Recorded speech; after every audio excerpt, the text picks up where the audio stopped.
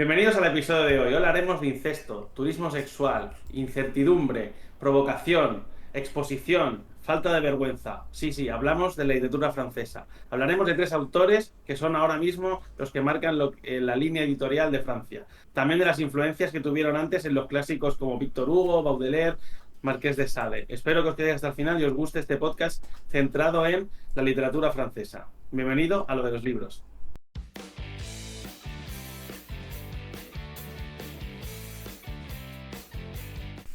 Empezamos el episodio sobre literatura francesa, que es un tema que estuvimos hablando de hacer un episodio solo de esto, porque hay muchos autores que nos gustan mucho, hemos leído muchos, a los tres coincidíamos que habían diferentes autores que nos hemos incluso enseñado entre nosotros, hablábamos mucho y hemos dicho, bueno, pues qué mejor que hacer un podcast en honor o no a nuestros vecinos franceses, hablando de diferentes autores y un poco también una reflexión sobre qué tipos de voces, qué tipos de temas suele ser recurrente en esos autores que quizás llevan pues 3 siglos en este país, al menos desde un análisis desde fuera que quizás desde un siendo francés lo ven un poco distinto, pero nos da un poco igual. Y entonces este vídeo es un poco este homenaje y reflexión a estos grandes personajes de la literatura francesa, sobre todo a los autores vivos como Delphine de Vigan, Houellebecq, Carrère y otros autores que nos gusten. Y me gustaría acotar que es un homenaje a los autores franceses. Francia como país lo ama profundamente. Sí, la postura oficial del podcast es esa. ¿Vale? O sea, si eres francés y escribes, bueno, vale. Sí, no. ¿Vale? Si no, cierra ahora mismo y no veas. Sí. Bueno, o sea, entonces, ya no metisteis un rey francés. Claro, nos invadieron. No esperéis amistad. Vale. Entonces, quiero empezar yo con Delphine de Vigan, una de mis autoras favoritas, no solo francesa, en general de mi top 5 ahora mismo de autoras. Delphine de Vigan, para quien no la conozca, nació en el año 66 en un pueblo cerca de París y como que ha escrito, no es una escritora que ha escrito muchísimos libros, pero ha escrito muchos libros que han tenido un gran impacto a nivel editorial, pero también incluso a nivel de noticiable, a nivel de reflexión, ¿no? Como en el país. Que incluso, pues eso, que incluso en España es una escritora pues, que es famosa y de hecho publica con Anagrama, creo. Empezó con su primera novela, que era Días sin hambre, que básicamente se convirtió en una novela muy importante a nivel de reflexión sobre la salud mental y los problemas de anorexia. Luego, la novela con la que yo la descubrí, que es No y yo, que básicamente habla de dos niñas, una niña más de 16 años superdotada y una niña que es adulta, bueno, ya no es tan niña, pero que vive en la calle. Y es una relación, digamos, que hay entre estas dos personajes y es una reflexión básicamente de una niña que tiene todo en la vida y la pobre que no ha tenido nada y cómo tiene que afrontar esas consecuencias y ese estudio de análisis. Cosas que define Vigan que a mí me gusta mucho y creo que es algún rasgo que puede compartir también otros autores. Dani, ¿vas a decir algo? ¿Qué has hecho así? No te oigo, Dani. No se te oye. Uy, boh. Si no, vuelvo a empezar. ¿Me oís? Ahora sí. Ahora, vale. Tengo una pregunta. Sí. ¿Ella tenía anorexia? O sea, lo que escribe en la primera Creo que novela sí. es sobre su Es experiencia. autobiográfica. Porque Casi la todo mayoría de su escribe obra ella. es de carácter autoficcional, ¿no? Sí, salvo... Tiene algunas novelas, por ejemplo, la de No y yo, no es no es exactamente autoficción, pero en todas está claro que utiliza mucho cosas muy cotidianas y que está basado en su vivencia. Su fama viene por la autoficción, sobre todo por esta novela que es la siguiente, a No y yo, que es la de Nada se pone a la noche, que en otros podcasts seguro que comentaremos y saldrán. Esta de aquí. Hostia, la tienes en francés, Xavi. No, es un idioma que es minoritario, pero no es francés. Aquí es donde, digamos, Delphine de Vigan rompe un poco la barrera, se hace más famosa incluso fuera del país y incluso tiene consecuencias a su familia porque habla de es una novela que habla de la muerte de su madre muere, de hecho es el inicio del libro, y a partir de ahí ella, que se la encuentra muerta en su casa, hace toda una especie de autoficción de cómo ella fue descubriendo la vida de su madre a través de las conversaciones con su familia y amigos alrededor de su madre y una reflexión sobre su propio pasado, su relación con su madre, con su hermana. Es una novela que recomendaremos mucho y es una de sus mejores novelas y es donde hace un punto muy fuerte a nivel, no solo en una novela dentro de una novela dentro de autoficción, sino también creo que es una novela que refleja mucho la idea de Delphine de Vigan detrás de todas sus novelas, que habla mucho de la soledad, de la salud mental, de la aceptación, también del conflicto con otros cuando buscas como esa verdad, ¿no? O como romper esas barreras de lo que debería hacerse y no haces, ¿no? Desde luego es un tema, que tú empiezas a heredar todos los secretos de la familia. Sí, es como decir, bueno, a partir de ahora no me voy a volver a hablar con nadie de mi familia. Porque tú estás... Yo entiendo que hay una parte del proceso que es purgar el trauma a través de la literatura, ¿no? Que claro, a ti te viene muy bien. Pero hay toda otra serie de individuos en la familia que lo que vas a hacer es reabrirles el trauma y ponerlos en el foco. No, claro, tú eres una figura pública que ya surfeas en eso y te alimenta el personaje. Pero a lo mejor otros miembros de la familia no quieren que en el pueblo se sepa qué. No, es un tema complicado siempre con esto. Claro, al final rompes el velo. Es un poco como cuando tú creces y hay esas típicas cosas que dice tu familia, que dices de pequeño, no, el tío tal que tenía bla bla bla, o no, tu abuelo que... Pero siempre es como algo que parece un medio secreto, que tú tienes una medio verdad, hasta que un día rompes el velo cuando eres adulto y dices, hostia, no, el gato no se perdió, ¿sabes? No lo comimos, ¿no? Pues esta es verdad, pero es un poco así, ¿no? Pero además es un tema recurrente en ella, que es ese conflicto de las cosas que no se dicen o no se hablan, porque tiene otras novelas, tiene una que es... O sea, son novelas muy duras. Yo no he leído ninguna novela. Entonces, si te quieres reír con The Thin de Vegan, no es tu autora. Es una novela, todas sus novelas son crudas y invitan mucho a la autorreflexión y a veces duele, porque quizá te puedes ver reflejados en cosas de tu vida, en cosas que está pasando, porque al final... Sí que es verdad que su éxito se debe a esta provocación en el sentido emocional y que creo que también vende mucho y The Thin de Vegan ha visto no sé si es consciente o inconsciente, pero su forma de escribir ya está, pero está claro que cuando saca una novela sabe que va a haber dolor detrás y es lo que vende, ese, no morbo diría, sino más como la autoexploración, ¿no? de ese dolor. Y tiene un libro que es el último que leí, que es Las Gratitudes, que creo que lo han reeditado en Anagrama. Y básicamente habla sobre, es muy duro porque es una señora que poco a poco va a perder el habla. Y se hace mayor y va un día a dejar de hablar. Y entonces es la vida de ella y sobre todo de personajes alrededor de esta señora. Que una es una trabajadora, otra es una familiar, etcétera. Es muy bonito, es más corto que el de Nada se pone a la noche, pero es muy duro el pensar, ¿no? Como la privación de la palabra. Y es algo que una escritora encima puede explorar muy bien y creo que lo hace muy bien. Entonces... Para abrir este tema también con The Thin de Vegan es interesante como que creo que no todos los autores franceses son iguales, pero todos esos autores normalmente franceses como que te invitan a este punto, como que no se quedan en la descripción narrativa, al menos los que yo he leído, sino que van un paso más y te dicen, no, yo te voy a provocar a ti algo, o sea, te voy a provocar incomodidad, te voy a provocar dolor, o te voy a provocar que llores, o que estés triste, o que después de leerte el libro estés un mes rayado pensando, hostia, ¿y si fuera yo? O sea, y es algo que no sé, de momento, igual no he leído comedias francesas y existen, y quizás a España no llegan tanto autores que nos funcionen así, porque es un poco la imagen del autor francés que nos hemos hecho, o autora. Pero no sé si habéis leído vosotros algo más de Thin de Vegan también, o...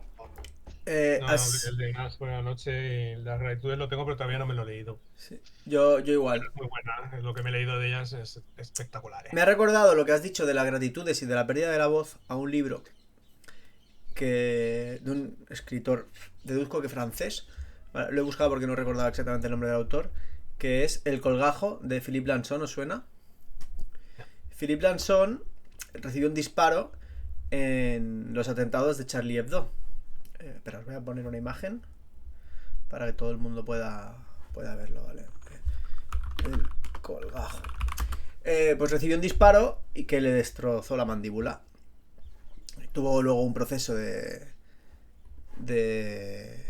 digamos, de reconstrucción y un proceso de asumir lo que había sucedido, que has estado en un atentado con unas consecuencias y toda su vivencia. Yo el libro no lo he leído, pero lo he escuchado bastante recomendado. Y sí que hay una tendencia, dicen que es un libro muy bueno, muy fuerte, muy duro, porque te habla de un atentado que sucedió, que más o menos todos recordamos. Charlie Hebdo en una revista, para el que no lo sepa, en una revista paródica estilo Jueves, ¿no? Y sacaron unas portadas de Mahoma, si mal no recuerdo, y entonces un grupo terrorista islámico abordó la redacción y tirotearon a la gente, causando no recuerdo cuántos muertos, pero bueno, una catástrofe. Y esta persona que sobrevivió y que estuvo allí, luego escribió un libro que se llama El colgajo, que narra su experiencia en la Francia del momento, todo esto que sucedió, y sobre todo el colgajo, que es pues la mandíbula. Me ha recordado. Nada, un libro francés, de un autor francés que habla sobre su vida y sobre su vivencia, que es un eje central en la novela francesa que vamos a hablar hoy, y que yo no he leído, pero que recomiendo a la audiencia, que he leído de gente que me fío mucho en su criterio, que merece la pena ser leído. Ya está, quería hacer este paréntesis porque me he recordado. Okay. No, bueno, no quería mucho añadir más para no como enrollarme, pero eso que sí que quería hacer una cosa curiosa, y es que creo que de Cindy Vigan lo que no he encontrado bien, su primera novela, que fue quizá la más polémica, la que le dio es la del tema de la anorexia, y creo que se hizo una película de Roman Polanski, pero que no, o sea, no me ha dado tiempo a mirar mucho, que creo que también fue polémica en sí misma, porque claro, el tema detrás de cualquier novela sobre anorexia está, y cualquier novela sobre salud mental, sobre todo cuando es basado en hechos reales, es cuando se puede generar lo contrario al efecto que se busca, ¿no? Que si haces una reflexión para tomar conciencia hacia otros el problema de esa salud mental, ¿qué pasa cuando hay gente que se refuerza con esas novelas, ¿no? Y con la anorexia es un tema muy peligroso, que ha pasado muchísimo, que novelas o ensayos sobre el tema acaban siendo casi biblias para gente con anorexia o bulimia, porque parece que es como una vivencia que vive otro y que parece que normaliza que tú también tengas anorexia y ya me pasa igual, entonces tampoco pasa tanto, ¿no? Entonces es un peligro que tiene algunas cosas sobre salud mental. Creo que ya no ha vuelto a hablar, al menos yo me he leído todos sus libros, no es un tema que ha vuelto a salir, pero es como el tema que empezó. Ya está. Sí, sí que hay una adaptación de Polanski. Con muy mala nota. Basada en hechos reales, que creo que es como... No, ¿eso es un libro de ella? Sí, ¿no? Sí, creo que sí. Bueno, su primera novela se llama así. Sí. No, Días sin hambre y... No, hay una novela suya que se llama así. O es un libro... Sí, es un libro seguro, lo de basado en hechos reales. Sí. Hechos reales, libro... De Delfín de Vigan, sí, claro. Evidentemente, sí. Sí, correcto. Pues mira, esto no lo sabía. Vale, no sé qué autores. Ahora creo que Dani, tú... Vale. ¿Queréis que os hable yo de algún autor francés que me guste entonces, no? Yo tengo varios, ¿vale? Consideres que también que es un poco provocador. Sí, ¿no? todos. A mí la literatura francesa me suele gustar mucho porque supongo que en el fondo soy algo morboso y todos estos autores que destripan tanto su vida en la escritura me suelen gustar. Y a mí un autor francés que me cautivó desde el principio fue Emmanuel Carrère. Creo que lo habéis leído los dos, ¿no? Sí. Es un autor bastante famoso. Y creo que ahora justo he sacado un libro. El otro día viene en una librería un libro en francés suyo que yo no conocía. Y creo que ha sacado un libro que tiene algo que ver con su madre. Vamos a verlo ahora en directo. A ver si es cierto. Porque lo vi ayer o antes de ayer. Colcoce, la nueva novela de Emmanuel Carrère. Bueno, tiene un nombre muy raro. Colcoce, como con K. El libro que cuenta la vida de su madre. Pues mira, tenemos libro nuevo de Carrère en los próximos meses cuando lo traduzcan, si es que no lo han sacado, si es que no sale ya. Lanzado el 28 de agosto en Francia, aquí aún no ha llegado. Bueno, pues llegará. Anagrama lo suele publicar siempre, sí, así que mira, perfecto, genial, porque es un autor que me gusta leer siempre. Y pues lo que quería decir de él es que toda su literatura suele traspasar su vida, aunque él esté hablando de otras cosas. Y eso es una cosa que a mí siempre me interesa, porque a mí me interesan mucho los autores, no solo el texto, sino lo que hay detrás. Es una cosa que a mí me fascina bastante siempre, y si un autor es interesante me suele gustar más. Y con Carrère lo que pasa... Bueno, Carrère es un periodista y escritor francés. Tiene una novela muy famosa, bueno, no es una novela, tiene un libro muy famoso que es El adversario, que lo que hace es investiga un caso que hubo en Francia de un asesinato de una familia por parte del padre. Carrère se interesó por este caso y investigó al respecto y escribió un libro. Y en la investigación él lo que hizo fue pues ponerse en contacto con esta persona que había matado a su familia para ver el porqué. ¿Por qué atrajo el caso a la atención de Carrère? Fue un caso muy sonado en Francia, porque lo que se descubrió es que este hombre había matado a su familia para que su familia no descubriera que todo lo que él les había contado sobre su vida y su día a día era mentira. Él se había inventado, si mal no recuerdo, que trabajaba para la Organización Mundial de la Salud o algo así. Y iba a Ginebra todos los días y todo el loco, ¿sabes? Sí. Y esto no era cierto. Toda una vida, toda la gente que le conocía, toda la gente que le rodeaba, él le había contado mentira tras mentira tras mentira. Toda su vida era una farsa y era una huida hacia adelante. Y cuando vio que el chiringuito se le iba a desmontar y que iba a salir toda la luz, en vez de asumir eso, mató a toda la familia para que no descubrieran lo que iba a suceder, ¿no?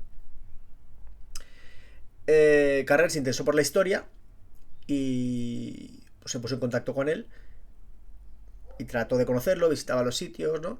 Es un libro no muy largo, es muy, muy duro, muy duro. A mí es un libro que tiene una escena cuando reconstruyen, hay un momento en el que reconstruyen el crimen. Uf, muy bestia. Es un libro muy, muy, muy, muy bestia porque, no sé, una familia, o sea, un padre que mata a su familia, es una cosa muy bárbara. Y Carrer lo aborda desde su punto de vista, hablando también con el asesino que ha hecho esto y estudiando el caso también desde cómo se vio en la prensa y lo que se sabía y la policía y todo, ¿no? Y es una fórmula que Carrer usa en casi todos sus libros, que es entremezclar su vivencia personal y lo escribe desde el yo y lo entremezcla con la historia que te está contando, que suelen ser terceras personas. Por ejemplo, en El Reino, que es un libro que tiene él sobre la figura del Pablo bíblico, o sea, de Pablo el apóstol, ¿no? Son apóstol, ¿no? Bueno. Un apóstol, sí. Sí. Pablo y Simón, o Lucas creo que es. El libro se centra en la figura de Pablo, ¿vale? Y lo que hace es novelar la vida de Pablo, de cómo Pablo, pues, un día se cae del caballo, se le aparece Jesús y empieza a predicar y se convierte en la figura que prendió realmente la chispa de que el cristianismo se expandiera, ¿no? En esa época, posterior a Cristo, porque él no lo conoció directamente. Y Carrer escribe la novela desde el momento en el que él tiene una época de su vida en la que comienza a tener una fe muy fuerte en Dios y luego no, y empieza a hablar con gente que es creyente y esto le despierta esta curiosidad, ¿no? Y todo esto en el libro alternas la biografía de Pablo que él está investigando con su crisis de fe, su alejamiento, su relación con su mujer, las novias que tiene durante el proceso, ¿no? Es un autor que siempre entremezcla su vida y su vivencia con la obra que te está contando, ¿no? Al margen de esto tiene una novela, que esa sí que es novela, muy famosa, que es más surrealista, que es El bigote. ¿Suena? Esta es muy famosa también. Que es... No, esta no.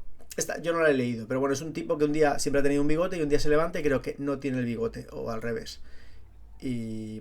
pues, la tengo ahí. Es que lo que pasa, voy a ser sincero, no me lo he leído porque no está en la biblioteca y es un libro de muy corto, que comprártelo te duele, ¿sabes? Pues dices, joder, 12 o 13 euros por un libro que voy a leer en 1 hora y media, pues... pero tengo ahí pendiente. Un punto de Carrer que yo creo que justamente cuando leí el que has dicho al principio, El adversario, sí. O sea, creo que él siempre escribe desde su punto de vista, ayuda también a conectar con el autor, y dices tú, es interesante conocer al autor, a mí me conecta pero mucho.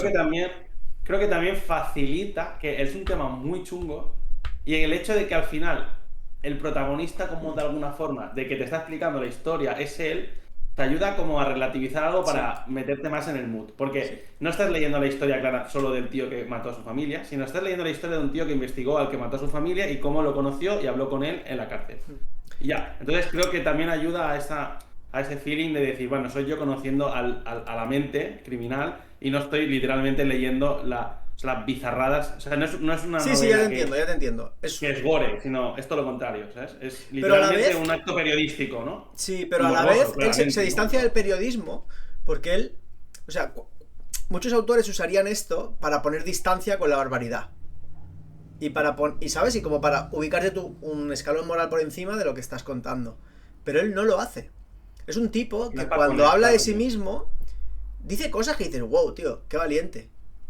Y sobre todo que hoy en día, que hay que medir mucho las palabras, el tipo es atrevido y tiene posiciones extrañas y reflexiones. Y a mí eso me gusta, porque a mí lo que no me gusta es la impostura. El discurso es perfectamente medido para que lo que digo... A mí me gusta la gente imperfecta, la gente que a veces se equivoca, que a veces es un gilipollas, porque somos así todos. Todo el mundo se equivoca, todo el mundo tiene... Y a mí señor... todo el mundo le gusta, porque... Yo creo que puse no sé si en Bluesky, en una de estas, una red social, que había leído el Carrer, no sé qué, me había gustado mucho el libro, el último creo. Y un escritor que sigo me contestó, creo que es Gonzalo Torné. Ya no viene al podcast, Xavi. Sí, cuidado, Xavi. Del cual me gusta todo lo que hace, todo. Vale. O sea, se tomó la molestia de contestarme a mí. Oh, qué bien me he leído. Creo que fue Limono. Sí. Qué bien me he leído esto, me ha gustado muchísimo, no sé qué, guapo. Y dice el tío, a mí me ha sobrado la parte donde habla de él. Es decir, el 80% del libro, no lo aguanto. Algo así me dijo. Claro, esto es lo que le sucede. Digo, Esto es lo que le sucede. Sí, Limonov habla de Carrer y Limonov, y no de crítica. Sí, y exacto, Limonov es un libro que él podría haber escrito sin aparecer en ningún momento. Limonov es la biografía de un ruso que tiene una vida bastante particular, escritor, poeta y aventurero. Y Carrer decide hacer una biografía de su vida, partiendo de que le conoce, se entrevista, ¿no? Y bueno, tiene una vida interesante y él decide escribirla. Tú puedes hacer ese libro sin salir. O sea, en ningún momento tienes por qué contar que tú lo viste en un entierro, creo que era, ¿no? Al principio del libro cuenta que se lo encuentra en un entierro y que en unas fiestas y... ¿Eso qué aporte tiene al libro? Eso aporta al libro porque es un libro de Carrer. Pero... Es como su sello. Pero claro, es como su sello. Claro. Yo creo que no sé si es una forma de asegurarse de que la gente que lo sigue va a seguir. O sea, te voy a dar lo que tú esperas, que es un poco mi opinión y mi vida hablando de este tema. Porque, claro, alguien que no conozca al personaje y lo que quiera es acercarse a la figura, en este caso de Limonov, dirá, vale, pero tú, ¿por qué te pones aquí al mismo nivel que él, no? Es algo un poco de crónica periodística. Pero no de un artículo de un periódico, sino de un artículo largo de una revista cultural, por ejemplo. Él es muy periodista de este estilo. Y hizo muchas... Por ejemplo, tiene un libro, no sé si es una novela rusa, que él trata de localizar al último prisionero que devolvieron a un pueblo de la Segunda Guerra Mundial o algo así. Y el libro te narra la historia de esta persona y cómo él la va investigando, y luego su viaje en Rusia, una chica que conoce, los problemas que tenía con la novia, y lo entremezcla todo. Y claro, tú lo lees y es esa crónica periodística de lo que hoy en día sería un youtuber que se va de viaje por el mundo. Y es tanto lo que te está enseñando como él en ese sitio, ¿no? O sea, la experiencia son las dos cosas juntas. No es solo la gente que vive en el Amazonas, sino ese youtuber que te gusta en el Amazonas, ¿no? Y cómo interactúa con las cosas. Pues él vende como... Supongo que el producto, ¿no? O su estilo o su concepción de la novela es algo así. También tiene otra que me leí, la de Calais, es uno pequeñito, Eso no lo he leído. que habla sobre los migrantes que van del puerto de Calais, ¿no? A Inglaterra, ¿no? Si no me equivoco. Y también mete su cullerada, ¿no? De decir, pues a mí me parece que esto yo lo vi de esta manera, pero siempre centrándose en lo que a él le parece, sus percepciones. Y luego los hechos en sí también te los dice, pero bueno, siempre tamizados por su visión. No puede no escribir de él en lo que le rodea. Pero bueno, y a mí me suena, porque él viene, su madre creo que era, ahora me estoy tirando un triple, pero a mí me suena que en algún libro suyo, él habla de la idea de escribir un libro sobre su abuelo, su madre, algo así, sobre la historia familiar. Y su madre le hace prometer, yo os digo, me suena, a lo mejor me estoy tirando un triple, que no escriba eso mientras ella esté viva. Y ahora la madre a lo mejor ha muerto y por eso sale este libro. Que no le pase como a Delfín de Vigan, ¿no? Sí, para que podamos básicamente. quedar en Sí. Navidad, Exacto. Sí. No, sin tal cual. Tal cual. Y... Porque su madre era una académica que, bueno, tenía mucho que ver con Rusia y bastante respetada en temas de historia de Rusia. Y por ahí va la... Por ahí va la cosa. En el libro este que os digo del viaje a Rusia que hace él para investigar esto, que se llama Una novela rusa, habla bastante de todo este tema. Por eso me suena. Vale, estoy viendo que no me lo he inventado. Estoy aquí buscando. Y es cierto. Y el libro nuevo posiblemente vaya de eso, porque creo que ella murió... Mira, en 2023 murió su madre. Sí. Fue la primera mujer eurodiputada de... Mira, su madre fue... Premio Princesa de Asturias de Ciencias Sociales, eurodiputada de la derecha en Francia en los 90, primera mujer que dirigió la Academia Francesa y, en palabras de Macron, tras su fallecimiento en 2023, una mujer cuyo legado es inmortal. Entonces, claro, ya le dijo, a ver, Emanuel, relájate, no te pases, antes de sacar los trapos sucios. Te conozco. Sobre todo creo que con el abuelo, que él quería investigar la figura del padre de ella, que claro, era ruso, en la época de la Revolución puede ser, o algo así. En fin, tengo ganas de leer este libro, la verdad, no voy a decir que no. Es un autor que siempre explora todo desde este punto de vista, como que mezcla como esta especie de periodismo, ¿no? O crónica con lo que está contando, lo que está sucediendo. En Limonov menos, en realidad, porque en Limonov no hay tanta, no es tan presente. pero hay otros libros como una novela rusa que se basan en eso. O, por ejemplo, tiene V13, que es el que sacó sobre el juicio del atentado de la Sala Bataclan, que fue un atentado que hubo en una discoteca, que entraron unos terroristas armados con fusiles y bombas, y bueno, básicamente hicieron una matanza. Y él, cuando hubo el juicio, asistió como prensa y escribió un libro luego sobre el juicio, sobre quién había sido esta gente, qué había pasado, cómo él habló con los familiares de algunos, y es un libro desgarrador. O sea, el capítulo que narra... Hay un capítulo en el que están como que se narra lo que cuentan los testigos que sobrevivieron, y bueno, pues te narra en la discoteca lo que pasó. Es verdaderamente desgarrador, ¿eh? Porque Carrer cuenta historias muy humanas y muy duras. Muy duras. O sea, como que va al hueso. O sea, el tío llega hasta el tuétano. Cuando lees a Carrer, la sensación es que estás leyendo a alguien morboso. Yo creo que es más como un tío que le interesa ver quién vive. O sea, es decir, no solo habla de criminales, habla también como de siempre gente extrema. En el sentido, gente que es que vive fuera de lo normal. ¿Sabes? Un asesino, Limonov. Incluso él tiene libros que habla de, creo que... Es que hay uno que me quiero leer y lo tengo en mi lista, que se llama Yoga, que creo que es... Sí, ese es autobiográfico. Ese es autobiográfico. Bueno, su mujer dice que la mitad de lo que cuenta es mentira. Puede ser. De hecho, él en sí mismo creo que siempre dice que él ficciona la realidad, pero a su versión. Entonces, no, es que la realidad no existe, ¿no? El momento que escribimos... Por eso. Ella ficciona lo que él cree, no dice que esa es la verdad. Pero bueno. Philosophic vibes. Que es curioso. En fin, un autor que a mí me gusta mucho, muy recomendado, que se lee muy fácil, y a mí no sé por qué me conecta bien. Este señor me cae bien. Quizás si me cayera mal, pasaría a no gustarme. Claro, por ejemplo, Vargas Llosa no me cae bien, pero no tiene nada que ver con su obra esto. En cambio, Carrer, si te cae mal, está muy presente él en su obra. Con lo cual, si es un personaje que no te conecta, su forma de pensar, su forma de ver el mundo, su forma de enfocar las relaciones, lo que sea, no vas a poder. Porque él está muy presente en toda su obra. Creo que fue en un libro de Carrer en el cual leí lo del colgajo. ¡Ah, no! Ya sé dónde fue. ¿Habéis leído Aniquilación? Sí. Pues en Aniquilación, al final pasa una cosa médica. Y él dice varios libros que lee durante este proceso para asumir su situación. Y le impresiona cuando lee el colgajo, el protagonista. De ahí me venía la recomendación. Sí, señor, de Houellebecq. Que viene perfecto para que pasemos al Enfant terrible de Francia. Yo recojo, porque si hablamos de un autor polémico, provocador, etcétera, francés, ¿cómo no podemos hablar de Michel Houellebecq, que es el alfa y el omega de la provocación en Francia, ahora y desde hace unos años? Vale, a ver, he hecho un pequeño resumen, ¿no? Este tío no se llama en realidad Michel Houellebecq, se llama Michel Thomas, pero se cambió el apellido por el de su abuela porque sus padres prácticamente la abandonaron, lo crió su abuela. Su madre estaba más o menos presente y eso le generó pues esa falta, digamos, de cariño, y digamos que es un hombre que necesita amor, ¿vale? O sea, viene ya de una familia desestructurada.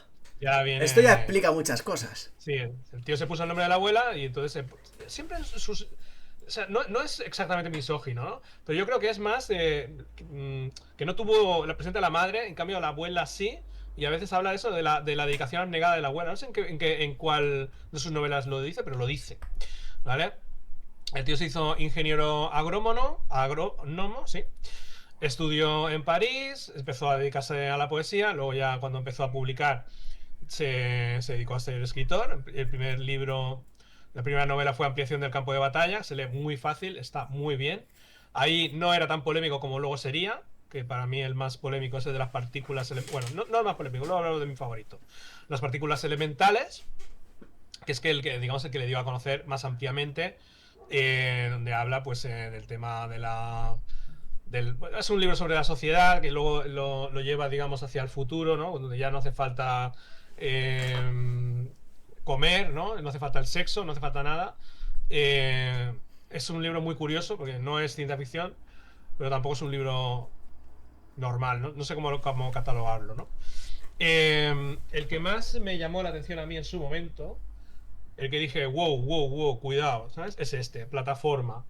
Es un libro que se publicó, en 2001, Y es curioso porque salió 2 semanas antes del atentado del 11S. Ya en el libro hay, digamos, que narra un atentado. En el libro, no, si no lo habéis leído, pues lo siento mucho, ¿vale? Pues tampoco voy a hacer un spoiler porque hay muchas cosas aparte del atentado. Un atentado en Tailandia. Resulta que el personaje, que también se llama curiosamente Michelle, se va a Tailandia con una amiga, con una especie de, no sé si es una broker o algo así, alguien que, digamos, una tía de pasta, pero insatisfecha con su vida. Y Bueno, se conocen en el viaje, ¿no? ¿Se conocen allí? Vale. Yo creo que, ahora me estás haciendo dudar, pero sí, como que viajan y hay varios grupos de gente y él como que toma la decisión de... Bueno, no me acuerdo, es que lo leí. Ambos tienen un vacío existencial. Sí, eso es, ese es el punto de unión. Van a Tailandia y él lo que quiere es disfrutar del turismo sexual tailandés. Entonces lo narra de una manera como que está bien, en el sentido de que esta muchacha tan alegre, ¿vale? En realidad lo que está hablando es, pues, a lo mejor de una menor de edad, prostituyéndose con un hombre maduro occidental. El caso es que el libro tiene pasajes duros en este sentido, y en un momento dado creo que están en la playa o algo así, y de repente su acompañante, su mujer, no la mujer, digamos que la que va con él, ¿vale? Cae muerta, ¿vale? Y se da cuenta de que ahí tiene tiros, y entonces se da cuenta de que está viendo un atentado, que son un grupo islamista haciendo un atentado, ¿vale? El libro seguirá por otras vías, pero ahí ya marca uno de los... digamos, una de las marcas de la casa de Houellebecq, que es su islamofobia.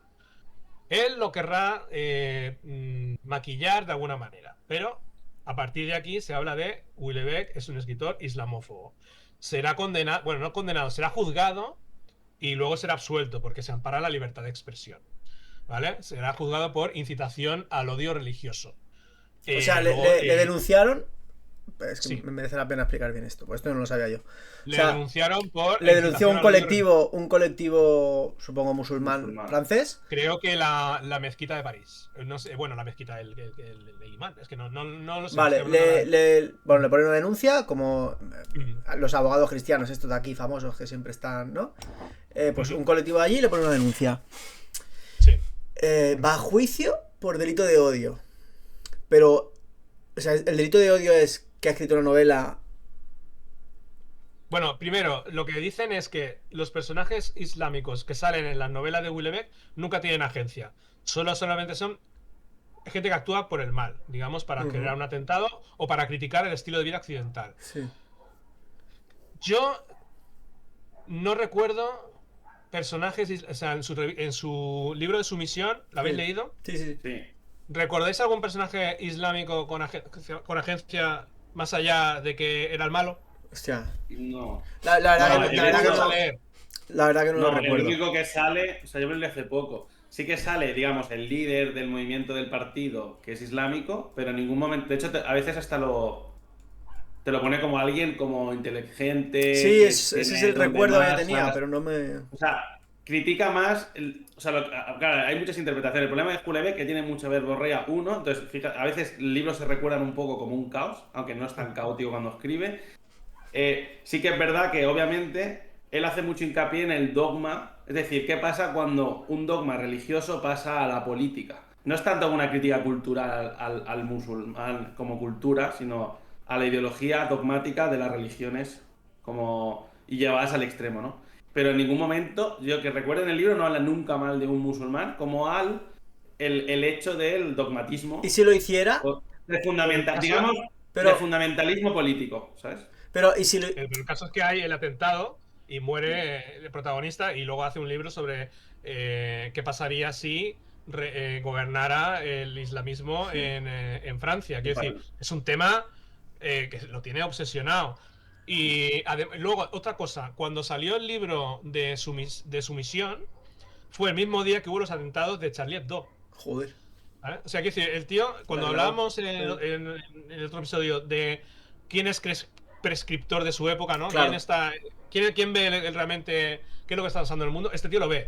Lo que pasa es que no es un discurso fácil, no es un discurso agradable, porque, coño, es que al final lo que él viene a decir es la teoría del gran reemplazo. Que vienen otras culturas, en este caso la islámica, diferente a la nuestra, y nos invaden. Y ese es el gran pecado de Houellebecq, por más que lo quiera maquillar. Para mí, ¿sabes? Porque yo creo que no era su tema inicial, porque su tema inicial era el sexo, la frivolidad de las relaciones humanas y el vacío existencial. Y de alguna manera, luego se opone a eso el Islam, que es, estos sí que tienen una religión fuerte, ¿no? Creen en lo que hacen, en cambio nosotros estamos perdidos, de alguna manera, ¿no? Y en la novela de Plataforma yo lo entendí de esta manera, aparte de luego de la búsqueda, digamos, del amor verdadero, sus historias. Pero el hecho inequívoco es que el tío fue a provocar y puso un atentado allí, y al cabo de 2 semanas hubo el gran atentado, ¿no? No sé, yo creo que es muy polémico, a veces es polémico porque sí, creo que ahora se está calmando. Sí, Aniquilación para mí es su primera novela mínimamente optimista, dentro de que... Pero, por ejemplo, el terrorismo que sale en Aniquilación es su última novela, y la premisa principal es que hay creo que era un bueno, no es un investigador, es como el asistente del primer ministro, ¿no? Que es, digamos, el asistente del primer ministro de Francia, que ante unos casos que hay de... Es que el tío es muy visionario, ¿eh? Porque ahora lo estoy pensando. O sea, de lo que va el libro es que hay una especie de vídeos hechos con inteligencia artificial ultra realistas de ejecuciones y atentados. Y eso se empieza a filtrar, y empieza el libro con que hay un vídeo de la decapitación del primer ministro, si mal no recuerdo. Esto hace 3 o 4 años, y hoy en día se puede hacer. Se puede hacer. El libro está ambientado en 2027. Sí. Pues el problema... Se quedó corto. Houellebecq es un tío que yo creo que es un tío que tiene una crítica, o sea, es un tío con una crítica social muy muy alta, y creo que es un tío con una cosa que se está perdiendo. Yo no estoy de acuerdo en muchas cosas como lo plantea, creo que es a veces demasiado blanco-negro, pero es un tío con mucho sentido crítico, cosa que es una cosa que se está perdiendo en general en todos los medios, en todas las artes, las expresiones culturales. Y Houellebecq es 100% cultura crítica de todo lo que hace. Entonces, todo puede ser muy extremista en lo que plantea, porque cuando habla de sexo habla desde la frustración absoluta y desde la provocación, que también le va al rollo, y por otro lado también de los secretos, de los tabús, que todo el mundo, algunos cometen, pero te da vergüenza aceptar, o incluso miedo que lo sepan los demás, ¿no? Y Houellebecq se destapa, se la suda. Siento que le da igual.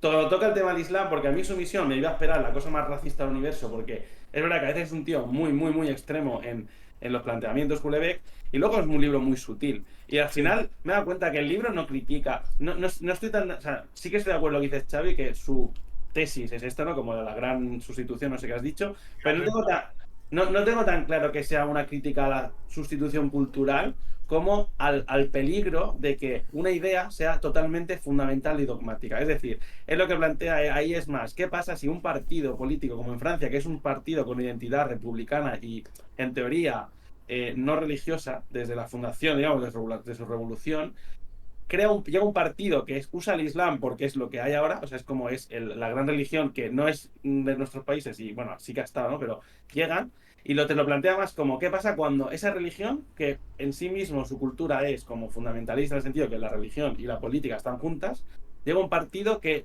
atrae eso y lo pone en el gobierno, ¿sabes? Entonces, tampoco profundiza, de hecho el libro se queda para mí flojo porque tampoco tiene unas consecuencias. ¿Sabes por qué se te queda flojo? A mí también me pasó. Es un trasfondo. Se te queda flojo. Esa elegancia es lo que le hace y se te queda flojo porque la realidad política que vivimos hoy, respecto a cuando se escribió el libro, igual que con lo de las imágenes de inteligencia artificial, es que la realidad y el contexto que vivimos hoy en día, o sea, Houellebecq tiene una capacidad de avanzar el futuro muy curiosa. O sea, realmente el tipo sabe leer el signo de los tiempos.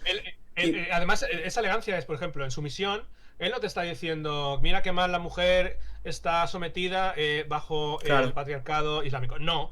Él, en una conversación con otro profesor de instituto, dice, sí, muy bien, ya me han buscado una mujer que es muy buena y estoy muy contento. Ah, pues muy bien, no sé qué. Ya está. De hecho, el protagonista llega un momento al final, ¿no? Si mal no recuerdo, que a él la islamización de Francia no le repercute negativamente a él como individuo. Porque él está en el lado ganador de todo esto, ¿no? Desde el punto de vista que él plantea. Y claro, eso también es... No lo sé. Desde luego que, a ver, está claro que habla de una idea que es la islamización de Europa y eso es uno de sus temas. Igual que lo es pues la represión del hombre y el sexo. Que ahora, digamos, es muy evidente, muy fácil, pero yo en el año 2000 no lo veía. Claro. Y él sí lo vio. Ese es el tema.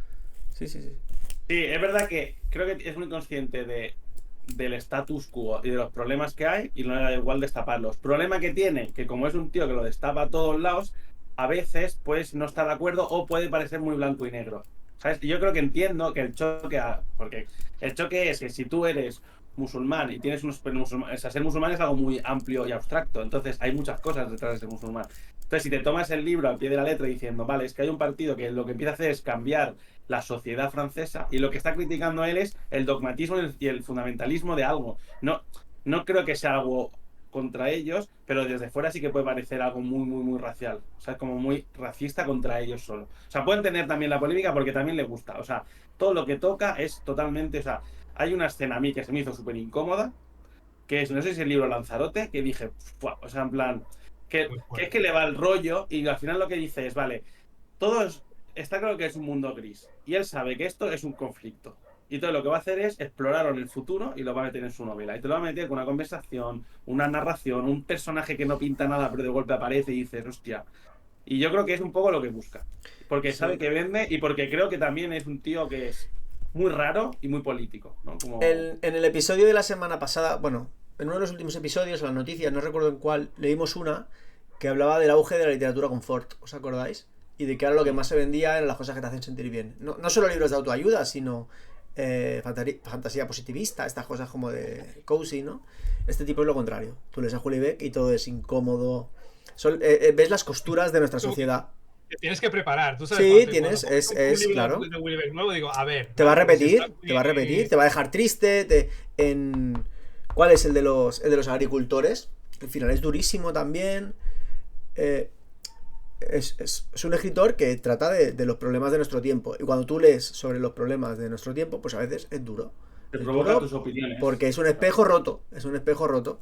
Que no siempre te devuelve lo que quieres ver en el espejo, ¿no? Y esto él lo hace. Y lo hace con mucha acidez. Y lo hace metiéndote en la llaga. Y además al tipo, solo hay que verle la cara. Le encanta el personaje que es feo, fumando, bebiendo vino. Que es controvertido, le encanta. Es parte de su... No, y además, es parte de su ser. Cuando y a mí me encanta que sea así. Hay veces que se pasa sin dar entrevistas y de golpe sale en una peli como actor. O coge y hace una peli e invita a Gerard Depardieu cuando sabe que Gerard Depardieu tiene un... O sea, en ese caso no era cuando sabía que está todo el tema de las denuncias por violación, sino... O sea, agresión sexual, sino por el tema de que el tío se largó con pasta, que no quería pagar impuestos, y el tío dijo, sí, pues voy a hacer una peli con Gerard Depardieu. Quiere decir que el tío siempre busca un punto de cuando hay una incoherencia como cultural, social francesa, la busca y la mete. A mí me parece que sí, es racista, es xenófobo y a la vez también tiene libros que tienen pasajes que son feministas. Como el problema creo que es que catalogamos siempre ahora ya con una idea... Sí, claro, hay que ponerlo en una casilla, ¿no? Claro. Y a ver, negar que es misógino, yo creo que no se puede negar. Que puede ser que es un tema traumático, que es un tema de la frustración. Y es verdad que siempre habla más de como la frustración sexual suya. Igual es ideas que metemos tú como lector más allá. Él nunca ha dicho nada malo directamente en un libro, pero cómo trata las cosas a veces te da lugar a decir, vale, este tío es un... O sea, este tío tiene este peso político y no estoy de acuerdo. Pero es verdad que más allá de eso, también puede ser una reflexión tuya como autor, porque es un provocador, ¿sabes? A la forma de escribir. Nunca te va a decir una frase directamente, sí, claro. Esto está mal. Sino que es el personaje hace esto y todo provoca a ti una reacción. A mí me parece muy interesante leer, pero me cuesta mucho, Julie. Me cuesta mucho porque me choca tanto que hay veces que me da esta cosa de decir, hostia, no sé. Me gusta mucho. Y si queréis, os digo un poco, porque he encontrado los problemas que ha tenido de censura, que la han intentado juzgar, ¿vale? Primero, sumisión. La Gran Mezquita de París y otras instituciones presentaron denuncias contra Houellebecq por incitar al odio, especialmente tras declaraciones en las que él dijo que iba a haber ataques contra mezquitas y territorios enteros caen bajo control islámico. Eso dijo. Esto son entrevistas, esto no es la obra. Claro, el tema es que si tú sacas Sumisión y empiezas a hacer presentaciones y vas a este programa de la tele, y vas a esta y empiezas a decir cosas sobre su misión, y eres Houellebecq, sí que hay un factor. Sí que hay un factor que, claro, cuando te preguntan... Yo creo que al tío le gustaba mucho la marcha y creo que se ha bajado mucho el pistón, pero aquí era... Sí, se ha relajado mucho, Sí. Vale, luego... Y raro es que no le hayan hecho algo, también. Una consagración del pensamiento de la extrema derecha, provocación calculada. Luego, críticos islámicos, Ali Badou, supongo que debe ser francés, un musulmán francés, intelectual y comunicador franco-marroquí, calificó su misión como racista.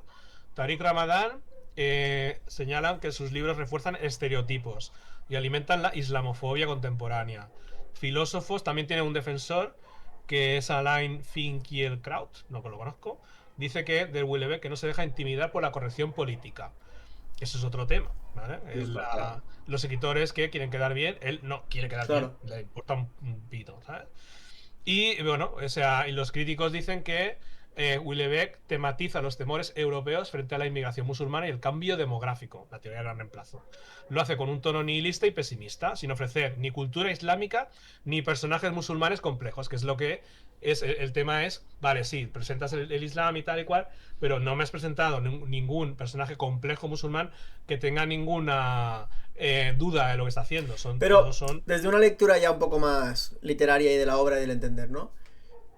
Si tú estás leyendo la obra y sus protagonistas siempre son hombres de mediana edad con un relativo éxito económico, pero un fracaso en el amor y en las relaciones, este es su protagonista de todos los libros, y el libro habla desde ese punto de vista de ese personaje y cómo ve el mundo, ese personaje que tiene esa visión y tiene ese contexto no va a establecer relación con personajes musulmanes, no sé cómo decirlo, musulmanes concretos, ¿no? O sea, si tú escribes una novela sobre un incel, ¿no? Por poner un ejemplo muy claro, criticar a la novela porque no aparece un personaje femenino complejo. Claro, es que a lo mejor el personaje es un incel porque no tiene en su entorno a ningún personaje femenino completo, y ese aislamiento de los personajes femeninos complejos le lleva a imaginar él cómo son las mujeres y eso lo convierte en un incel. ¿Entendéis lo que os digo? Sí. Y la etiqueta que se le pone de ideología a este señor contamina su obra, ¿no? Desde... Es que el problema es ese, que siempre tiene una visión de lo que escribe, pero lo hace a propósito, no busca otra cosa. Porque es verdad, igual es eso, dices tú, el personaje es así, su entorno es así, y ya está. ¿Sabes? No, sí, hay gente que le gusta ser polémica. En su visión no tiene ningún amigo musulmán. O sea, este hombre es millonario. O sea, este señor tiene dinero para parar un tren. O sea, posiblemente sea el autor más vendido de Francia, ¿no? Francés de literatura. Sí. O sea, no... Supongo que sí. Claro, está traducido a todos los idiomas del mundo. Nunca ganará el Nobel. No. Digo yo. Pero es por esto, que le importa tres pepinos. Es lo que está haciendo. Él está haciendo la literatura que le da la gana. Sí. Está escribiendo sobre lo que él cree que está pasando. Y para mí es una literatura o sea, es muy bueno. O sea, es literatura con muchas lecturas que habla de una forma muy certera de cosas que suceden en el mundo. Es que suceden. Es que suceden. Y hombres, o sea, los personajes que él describe existen. O sea, todos los personajes estos que dices, ¡buah, tío! ¡Uf! Es que existen, ¿no? Entonces, a mí me gusta mucho. Sí, que muchas veces son la lacra de lo que tú quieres. Sí, o a veces es la exageración. O a veces es la exageración y la magnificación y la multiplicación de algo que vemos en nuestros amigos, que vemos en nosotros, que vemos. Y todos somos un poquito de esos personajes. Tiene todo. Exacto. Claro, y pues quizá no eres Bruno, el de las partículas elementales. Porque no. Pero hay un poco de Bruno, ¿sabes? Y un poco de. Entonces, este hombre pone la lupa. Y a lo mejor estaría bien también ver el valor que tiene de que problemáticas. Quizás es poner la lupa y no solución. Pero no es su tarea poner solución, no es su tarea. El arte no está para solucionar nada.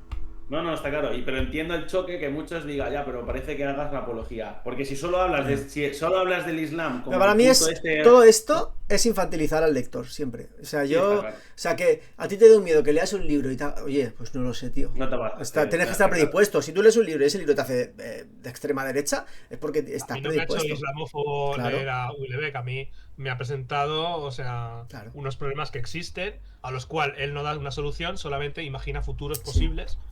Pero eso no me ha... Claro, eso es lo que digo.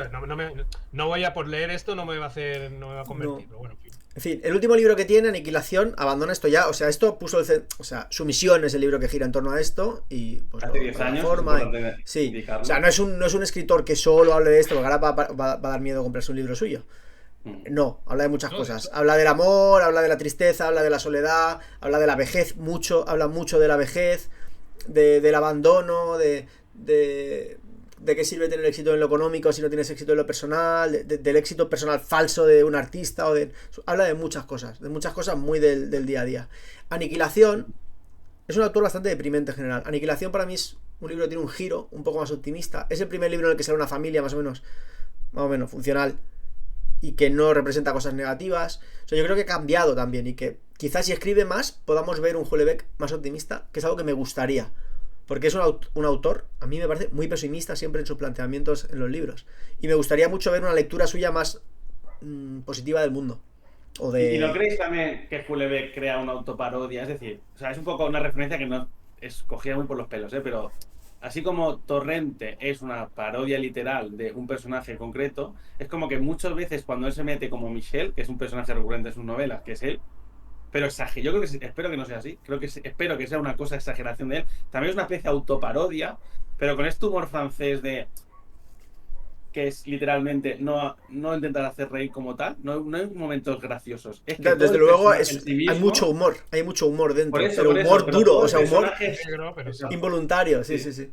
Yo creo que es eso, que es una autoparodia continua claro. de todo. Claro, por eso digo que salga un personaje deleznable, a veces señala que esos personajes existen. Y no es una apología del personaje deleznable, ¿no? Es que el problema es que no lo sabemos. Ahora sale un ensayo, que se llama Michel Houellebecq, la corrosión de lo humano, creo que sale este mes, lo vi el otro día por Instagram. Tengo ganas de leerlo, que analiza su obra. Es de el autor del ensayo este de Cartarescu que me he leído ya, me ha gustado mucho. José Carlos Rodrigo Breto creo que se llama, que escribe muy bien. Este hombre sabe mucho, tiene una cuenta de Instagram de literatura que se llama Literatura Instantánea, que recomiendo desde aquí. Y saca un libro ahora de Houellebecq, él también le gusta mucho Houellebecq, que analiza toda la obra y habla de los significados que tiene. Tengo muchas ganas de leerlo y si más adelante hacemos un especial de Houellebecq o lo que sea, indagar más, porque a mí este tío me parece un tío fascinante, que bueno, llevamos mucho rato ya hablando de él, pero eso. Y que ojalá saque otro libro, porque no tiene mucha... Con otras cosas que ha hecho, ¿vale? Uno, hablando de Lovecraft, el tío se ha leído toda la obra de Lovecraft y dice que es uno de los inventores de una nueva cosmogonía y toda la pesca, o sea, ha inventado unos dioses y tal. Está guay ese, es curioso que él, precisamente él, yo no lo hubiera esperado nunca, él hace una defensa inequívoca de Lovecraft, ¿vale? A ver, hay patrones. Si te quieras saber más sobre el bueno de Michel, aquí tiene el de unos meses de mi vida, donde intenta excusarse de básicamente de lo de la película porno que fue en qué estaba pensando también. Entonces ha escrito un libro diciendo que es que me han engañado. A ver. Ya está. El personaje se ha comido a sí mismo. Sí. Luego es un tipo excéntrico, en El mapa y el territorio, que se autoinserta, es un personaje secundario de su propio libro. Y vive en Irlanda, creo, en una casa, solo. Por eso digo que a Houellebecq hay que entenderlo como lo que es. Él se mete en una de sus novelas, porque la novela va de un pintor que hace retratos de artistas famosos y en un momento dado escoge a Houellebecq, se conectan, se llevan bien y le va a hacer un retrato, si no me equivoco. Y él va a visitarlo a su casa en Irlanda. Y el tío vive en una casa, aislado. La casa está hecha una mierda. El tío está sucio, como en bata, siempre borracho. O sea, es un personaje, él se autoinserta y el personaje que inserta es un personaje completamente decadente. Entonces, claro, hay que tomarlo como hay que tomarlo este señor. Es como en sus películas cuando sale como actor haciendo de él, sinceramente es... O sea, yo no te harías orgulloso de ser así y mostrarlo. O sea, es algo asqueroso, es un personaje mal, ¿sabes? Sí. Pero bueno, de todos modos, para no liarnos mucho con el tema, es... Si tú lees la literatura francesa en general, sin intentar hacer un meme como si la literatura francesa solo sea esto, obviamente, después... O sea, tú lees Houellebecq, lees a Delphine de Vigan o lees a Carrère, pero luego te vas a los clásicos, te das cuenta que hay una protoidea de la provocación, del morbo, de la salud mental, de buscar la polémica, de hablar de sexo sin ataduras, de hablar de religión sin ataduras y saltarse la censura cuando quieres. Y es algo que se ha visto siempre como en la literatura francesa. Te coges obviamente al Marqués de Sade como gran ejemplo ya, te coges a Baudelaire, te coges a Víctor Hugo, que sí también eran todos grandes personajes. Es como que parece ser que si eres escritor en Francia también tienes que ser detrás. Tiene que haber alguien interesante o no vas a funcionar. O al menos no vas a salir de Francia, que es lo que a nosotros nos llega desde fuera, que es tú lees un autor francés y te vas a cautivar más por el autor o autora que no solo por su novela. Y si lees a Víctor Hugo, o sea, obviamente, si las historias que se hablan, ¿no?, de él, de que era un mujeriego, igual que quizás también lo era Dumas, que eran gente obsesionadas con aires de grandeza algunos, o adictos al sexo como era Marqués de Sade, o al menos lo parecía, porque todas sus novelas prácticamente hablan de eso, y de hecho da lugar al ser sádico también es por Mira, culpa no suya. lo había pensado nunca, es verdad, claro. Pues sí, sí. Es como que Pero ser al sádico final es algo parece- malo, ¿no? Sadomasoquismo, en Sí, todo caso, ¿no? sí, pero es esta idea como de buscar el límite, ¿no? Sí, O sí, de sí. ser un sádico que te gusta y te va el morbo. Tampoco tiene. O sea, ahora está como una connotación súper negativa, ¿no? Pero es curioso que incluso cómo funciona el romanticismo como el movimiento literario en el mundo y en Francia, incluso el romanticismo tiene este punto provocador, ¿no? Que quizás no tiene Becker en España, ¿no? Y es interesante para mí, me gusta mucho leer Dumas y Víctor Hugo, que son los que más he leído de los clásicos. No he leído a más que es de Sade, yo creo que sería incluso difícil, Yo pero como sí leí algunas partes y lo dejé porque era demasiado joven. ¿De qué? ¿Del Marqués de Y Sade? dije, ¿O de sí, Víctor Hugo? no de Marqués de Sade. no, Víctor Hugo se puede leer. Pero todos tienen como, si cogemos la literatura del 19, ¿no? Sí, o 18, 19, incluso 20 no he leído tanto, pero incluso en su contexto, ¿no? Como si obviamente los franceses siempre han sido como muy críticos sociales y me han buscado esta como visión muy política, ¿no?, en sus novelas. Si lees a Víctor Hugo, hace una continua crítica a, a toda su sociedad en su momento, ¿sabes? De hecho, le llevó a problemas, ¿no?, políticos, y Dumas igual. Y Y también está Émile Zola, también, por ejemplo. Sí que es verdad que hay una tradición allí de... Bueno, supongo que va con es, el... Es el espíritu francés, ¿no? sí, es como que incluso, por ejemplo, Dumas, que escribió Los Tres Mosqueteros, ¿no? Que incluso Los Tres Mosqueteros tiene una especie de análisis continuo de la sociedad, ¿sabes? De cosas que pasaron antes de lo que él vivía, ¿no? Y también es una crítica a lo que estaba haciendo. Y a mí me parece que es algo interesante leer en los autores franceses, como que ves al autor detrás y ves una intención política detrás de todo lo que hacen. O una intención emocional de lo que hacen. O El sea, yo, Conde por de ejemplo, he leído... Montecristo... Es de Dumas, ¿no? También. Es, sí. Este libro últimamente se ha puesto como de moda, todo el mundo dice que es buenísimo, no lo he leído. Pero Una cosa, por está. ejemplo, curiosa de Dumas, que el tío escribió con de Montecristo, también se decía que escribían por él, o sea que es un poco que tenía gente que le pagaba para escribir más novelas, o como lo escribía por capítulos, que le escribía los capítulos a él O y sea, no escribía ¿escribían siempre. por él o él escribía para otro? O sea... No, al revés, alguien escribía como para él. O sea, escribía Vale, los sí, capítulos sí, sí, otros sí, que ok, no era ok. Dumas. Como la Belén Esteban. Por ejemplo, también Dumas, de hecho, se hizo una casa, un castillo, y le llamó el Castillo de Montecristo. Y vivió ahí, incluso fue su residencia. O sea, que era un tío que tenía esta visión como megalómana. Creo que sus orígenes no eran nobles. O si era Víctor Hugo, porque siempre se me mezcla. Los he leído muy seguido, siempre son dos personajes que se me mezclan un poco, pero como que ya de por sí eran personajes. ¿Sabes? Como eran gente mujeriega, gente que tenía un amante. De hecho, no sé si fue Dumas que se casó con su mujer, se casó con una mujer para saldar deudas porque así tendría dinero. O sea, como que era un tío que era un poco vividor, no sé, Cancelado. infiel. Sí, sí, o sea, es interesante también como ves sobre ellos, ¿no? Luego Víctor Hugo ya fue un tío mucho más político, más provocador. Los Miserables, por ejemplo, y a mí es una obra que me encanta, no sé si la habéis leído, es un clásico un poco cuando lees a Dostoyevsky y esta gente, sientes que estás leyendo algo actual, porque es una escritura muy humana que habla de personajes y de cómo viven una vivencia. De hecho, él tiene muchos escritos que son una crítica directa a Napoleón III y le llevó problemas políticos graves, que era como el emperador en ese momento. Yo no me he leído Los Miserables, pero fui a ver la obra de teatro, fue espectacular, que hicieron aquí en Barcelona guapísimo, guapísimo. Yo he visto la película. Está guay, yo creo que son buenas Todo adaptaciones. cuenta. Todos son... Al final, A mí la peli lo bueno, a bueno- mí me gusta mucho la del Hugh Jackman. A mí esa peli me gusta mucho.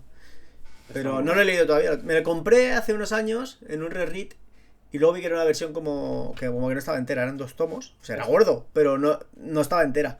Era una versión, no sé si censurada o recortada o algo. Y dije, me cago en la leche. Es que es gorda, es una novela. Sí. El tema es que hay muchos personajes y les da mucha profundidad, sobre todo a los principales. Y creo que lo que es muy bonito es la psicología detrás. De hecho, Víctor Hugo me leí un libro muy cortito, que me lo leí en un tren, así en poco, que habla de la... O sea, es un tío que se intentaba meter mucho en un personaje que vivía en la calle, o un personaje que era burgués, o un personaje que era criminal, ¿no? Como en el caso de Los Miserables, uno de los personajes, ¿no? Y se intenta meter un poco, que eso es una cosa que se ve mucho en otros escritores franceses, es la psicología detrás de un personaje, que no es él, porque él no es una persona que vive en la calle. Y tiene personajes para mí que me encantan mucho, y en Los Miserables, el niño... Hay un niño, que no me acuerdo cómo se llama, Jean Val... No, No, Jean Valjean es el prota. es Valjean, sí, no sé cómo se acuerda. Bueno, Pero es un prota, personaje que es muy entrañable. el niño de la porque es un revolución. poco... Sí, porque en la peli está guay, pero en el libro es un poco Huckleberry Finn, pero es mucho más estrambótico. O sea, vive, es como que ridiculiza cosas. Por ejemplo, el niño vive en la pata de una escultura que se iba a hacer de un elefante que mandó a hacer Napoleón, creo, y no se acabó. Entonces él utiliza eso como una ridiculización a eso, y entonces el niño vive en la pata de la escultura, que es lo que queda, porque vive en la calle, y entonces ahí está protegido y vive dentro. Y es como que utilizan mucho todo el rato cosas que realmente, si te coges una novela suya, lo mejor es que tenga notas a pie de página con un traductor que te ha hecho un mínimo de contexto histórico para no perderte cosas como eso, pero que se entiende mucho como esta búsqueda de la literatura de ser polémico y buscar como provocar, ¿no?, a la sociedad. Si nos vamos también a Baudelaire, que ese no he leído nada, pero está mirando, me parece muy interesante, como que era un tío que era básicamente alcohólico, como consumidor de drogas, y también que escribía Los poesía, paraísos creo. artificiales, ¿no? Baudelaire, El Exacto. Esplendor de París y Las Tú Flores si has del leído, Mal. ¿no, Xavi? Pues si has leído, habla tú más, porque... Bueno, es poesía, esto es auténtica poesía, ¿no? Buah.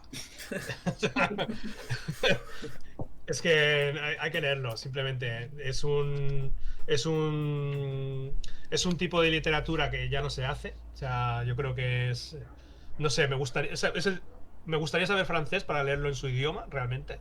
Para poder apreciarlo bien, ¿sabes? Ay, esto es un Y. tema, ¿eh? Porque imaginaos saber ruso Claro. y leer a los rusos en ruso. O alemán. De Hostia, eso hecho, es una movida, ¿eh? tengo. Hay otro que es al hilo de Baudelaire. Tengo el de Rimbaud, ¿vale? Que también es Arthur Rimbaud. Que esta edición tiene, por ejemplo, aquí el francés en un lado Y al otro lado, y el español en el otro. Y puedes comparar, ¿vale? El original con la traducción. Y esto me gustó mucho. O sea, a mí leer poesía en general me aburre, no suelo leer. Pero Rimbaud y Baudelaire, eso es otra cosa. O sea, está de puta madre. ¿Sabéis qué me dio a mí Hay que leerlo. de poesía mucha curiosidad? Y lo estuve buscando y estaba descatalogado y no lo encontré. Cuando me dio con Julebeck al principio me leí muchos seguidos y luego ya me lo dosifiqué porque es un autor que me gusta y pues tiene no sé cuántos libros tiene, 10 por ahí, no tiene muchos más, ¿no? Vi que había escrito poesía y estuve buscando su libro de poesía, pero estaba descatalogado y no está barato por ahí, así que al final no me lo compré, pero tengo mucha curiosidad por la poesía de Julebeck. Ya no sé lo que escribía Mira, poesía. yo Sí, tampoco sí, he tiene un conseguido. tomo editado en anagrama, tiene un tomo editado, Yo tampoco. pero no lo he encontrado y lo he buscado en Psicotraya total, tiene que ser. Sí, porque uno podría pensar que es algo rollo estilo Bukowski y tal, pero no, porque no se parecen en realidad. O sea, aunque los dos traten del pozo del vaso, no se parecen. Entonces, tengo curiosidad, a ver si algún día lo encuentro en algún sitio, me lo pillaré. Pues el Baudelaire mezcla un poco, hay cierto erotismo, hay visiones del mundo antiguo que se va a tomar por culo, el mundo industrial que llega. No sé, es curioso de leer y bueno, desde aquí lo recomiendo. O sea, se lee muy fácil. Yo creo que se lee fácil. Claro, pero cuando ves esos autores, no te sorprende que 200 años después, o casi, hayan autores como mucho más provocadores aún. Es como que, ¿cómo vas a provocar? O sea, ¿cómo vas a intentar romper la provocación si 2 siglos antes ya había gente que era así de cruda hablando? O sea, no hay filigranas en esta gente. O sea, es que tú lees a Dumas, es una crítica directa lo que está haciendo en una novela. O Víctor Hugo, ¿no? Es directamente está diciendo un tío que van a matar y es la noche antes de que lo van a guillotinar, que piense, que reflexione sobre qué piensa. Y crudamente habla mal de muchas cosas. Como... Y es algo que dices tú, si tú has mamado eso en la escuela, porque la mayoría de escritores estos han tenido educación, ¿no? Houellebecq, o sea, de cine Vigan, Carrera, entonces como que obviamente hay una influencia cultural, ¿no? De ese bagaje literario detrás, porque al final seguro que lo has leído. Aparte que la literatura francesa influencia al mundo entero. O sea, Sí, sí, eso es lo ojalá, grande, sí, sí. ojalá, o sea, yo qué sé, es que es impresionante. Luego, como país tener eso es algo como que te marca mucho una influencia cultural que durará siglos y sigue durando, ¿no? Y es curioso. Entonces, claro, también dentro de esto hay un punto que es muy importante, que es si hay que hablar de autoficción, que es básicamente otro punto en común de todos. Quizás no los clásicos, pero sí lo que sería como de los 60 para aquí. Bueno, hay una También tendencia, sí. Francia es, Annie Arnaud Francia es también, premio Nobel, que o su sea, obra Francia también es el es... punto clave de la autoficción y la autoexploración para Sí. escribir novelas. Y el personaje, cómo crean literatura, ¿no? Y hacen una cosa que es como a través de tu memoria personal construir o cimentar la memoria colectiva. O sea, a través de lo que ellos escriben sobre sí mismos, ¿no? Tú al final estás dando un testimonio del tiempo que has vivido. Y esto es... Con el tiempo es relevante, ¿no? Con el paso de los años y de los... No sé. A mí me dan un poco de envidia porque yo siento que... No sé, quizás es un sesgo, pero yo siento que el panorama literario español actual no tiene autores tan relevantes, activos, y que generen tanto conversación, tanto política, sobre todo, por ejemplo, lo político. Vamos a ir a lo político. Cuando Houellebecq saca una novela, Annie Arnaud, que tiene una sobre el aborto, por ejemplo, si no me equivoco, que se llama La Decisión, o no me acuerdo cómo se llama, que es sobre un aborto que tuvo. Hay una serie de autores que escriben sobre temas de la actualidad que llevan a debate, ¿no? Y que hablan del día a día. Claro. O el Frederick Bake de ver Exacto. O sea, esto no hay en España. Y esto en España no lo tenemos. Aquí tenemos a Reverte diciendo cosas en El Hormiguero, y al Javier Marías, no, Javier Cerca, ese. Al Santiago Posteguillo, ¿no? O sea, ¿quién vende aquí libros? En España, ¿quién? ¿Sabes? ¿La novela negra o claro, o que está bien, Ahí no es que sea malo, pero... Es un tema, yo creo que hay incluso te diría que hay un poquito de autocensura en el mucha. No voy a provocar por aquí, no voy a ser el Houellebecq español, porque me puedo ver en unas como, por ejemplo, el Luis G. Martín o algo así. Mira, exacto, cuando ha habido un autor que ha traspasado y ha ido a hablar de un tema de actualidad polémico, que el libro podría haber servido. A ver, yo el dolor de esa mujer, la verdad, que no voy a decir que lo comprendo porque es incomprensible para una persona que no lo ha vivido, ¿vale? Pero, joder, es una mierda, o sea, es una putada. Y yo entiendo que salga el libro, pues es lo último que te apetece en tu vida, aunque el libro te defienda, aunque el libro solo diga cosas buenas de ti y cosas malas del otro, da igual. Es poner en el foco. Ruido y te va a volver. Es volver a. Cuando parece que ya todo. Es volver a encender la luz, que te. ¡Pum! Y te va a llamar la tele para entrevistar. Yo lo entiendo, ¿vale? Lo comprendo. Correcto. Pero. A veces la literatura atraviesa esas cosas, ya ha pasado. O sea, hay no sé. O sea, a sangre fría. El del adversario. O sea, estas cosas han pasado. Y que cuando vaya a suceder algo así, lo que suceda sea que cancelan por internet, o sea, Twitter cancela a la editorial entonces dice ya no publicamos el libro, y luego el gobierno que tenemos saca una ley para decir que es el gobierno más feminista de la historia, porque al final todo esto obedece a eso. Claro, es lo que dice Xavi, ¿qué acaba generando? Pues una autocensura. Quizá... Y luego que los autores que... Yo qué sé, se me ocurre. Autora polémica, la Cristina Morales, que hizo el libro de lectura fácil. Sí. Me parece polémica, pero no ha tenido ninguna trascendencia. No trasciende, sí, no trasciende. Ni nada. No trasciende. En cambio, los franceses se venden muy bien. Sí. No sé por qué. O sea, por algo de cultura literaria. O sea, por el tipo de... O sea, ¿se lee más en Francia? ¿O es una imagen que tenemos...? Creo que pasa en el cine, pasa en todo. Creo que hay un tema de la vergüenza. O sea, creo que es un tema, no sé, habría que ver análisis mucho más profundo y es opiniología pura, pero tengo la sensación, o al menos desde fuera, que Francia está más orgullosa de su producción cultural de lo que España está de su producción cultural. Entonces creo que hay más sentido de la vergüenza en nuestro país como sociedad que la que hay en Francia. Creo que hay más sentido crítico. En Francia, por ejemplo, si miras a nivel de la respuesta social de los cambios, son mucho más agresivas o mucho más reaccionarias que España. O sea, es como que somos una sociedad con más miedo a la reacción, a la exposición pública, nos da más vergüenza ciertas cosas que creo que en Francia no les pasa. Creo que es un tema de tradición cultural o es algo social, no lo sé. No tengo bueno, en España sí que hay una especie de autorrechazo constante. En cambio, Francia tiene más esa noción de cuna de las artes, ¿no? Y de centro cultural europeo, París, o sea... a ver, sí que es verdad que... Yo creo que tiene más institución y tradición. No lo sé, Yo no lo voy sé. a ir por algo más mundano, que es en España los escritores, la mayoría no viven de la escritura, y si tú quieres optar a un premio o alguna subvención, no puedes hablar de según qué temas. Ya. Eso es lo que yo creo. Puede ser. Y en Francia los escritores viven de su Pero- escritura. No lo sé, a lo mejor me estoy Por pegando un ejemplo, triple, pero me parece que puede ir por ahí. el libro de Luis G. Martín, el del odio, ¿no creéis? Claro, no sabemos cómo es, no sabemos lo que decía el libro, porque no se ha publicado. ¿No creéis que ese libro podría haber tenido un impacto de conciencia en mucha gente? O sea, a mí, yo cuando leí V13, por ejemplo, que es el libro sobre los atentados de la Bataclan, me removí, o sea, es un libro que te remueve mucho. Cuando leí El adversario es un libro que te remueve mucho. O sea, tú a través de la lectura y la literatura, a veces tomas dimensión de cosas que pasan, que no eres consciente, que no estás prestando suficiente atención, o sufrimientos que no te podías imaginar tú desde él. Porque si tú enciendes la tele y ves en Netflix, no te vas a encontrar, o sea, no hay estas historias. Y si las hay es bajo un prisma de morbo y true crime televisivo y tal, ¿sabes? O sea, la literatura puede explorar temas y sensaciones muy duras, ¿no? Y claro, que te autocensures para que te publiquen, para ser un autor pro statu quo, pero te estás autolimitando, con lo cual nunca vas a hacer algo rompedor, no sé. A mí me da un poco de pena. Me da un poco de Igual pena. creo que es eso, que aquí ser rompedor es más difícil, ya sea porque no tiene impacto, o sea, no tiene acogida, porque la televisión, los medios no van a coger, la sociedad no la va a coger, las editoriales quizá tampoco. Iván sí tiene, porque el Luis G. Martín antes de que sacara este libro, nadie sabía su nombre. O sea, tenía unos libros publicados y creo que creo que le hacía los discursos a Pedro Sánchez. Yo me leí uno en los cuadernos anagrama, que también ya el tío muestra su psicotralla, ¿eh? También de sexo, el tío pues, le gusta la polémica. Claro. Sí, no, o sea, de todo modo, no lo decía por mi opinión, digo que el problema creo que en este país funciona así, es decir, eso no provoca al otro. Y lo ha provocado cuando lo han censurado. Ya.